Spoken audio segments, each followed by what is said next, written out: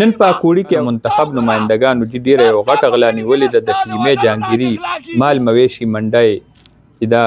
باقاعده په ټیکه ورکې کېږي او ټیکه باندې وي په هغه مال مویشي منډی کې چې کم ټیکس غونډولو والا خلک دي نو د روډ په غاړه په ډک بازار کې دومره غټه غلا چې د تخبۍ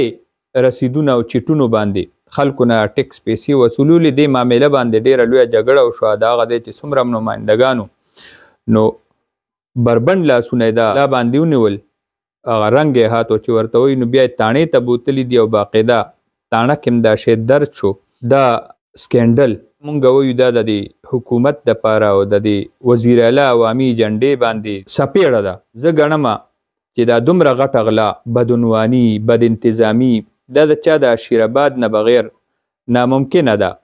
او دې واقعې سره دا دومره د کرپشن خورد برد د بد انتظامۍ د غټ سکینډل مخې ته راتلو نه پس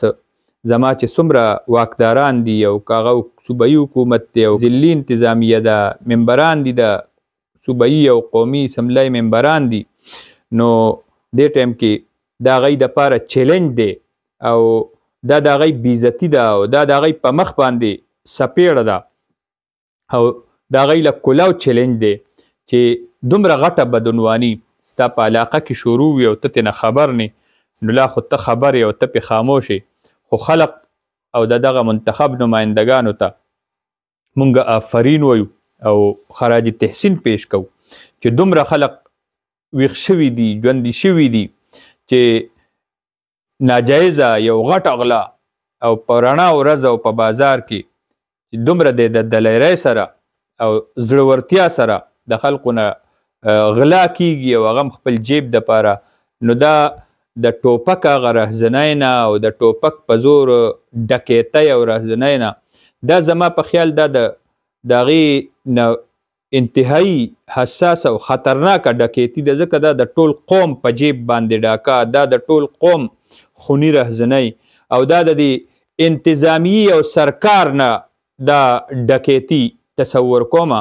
او د دې سخت تپوس پکار دی او د ایم این پیګانو لم خپل پوزیشن واضحه کول پکار دي ګنې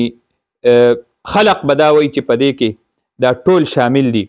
نو دې واقعې سره زما دا ټول نظام دا هم بربند شو او دا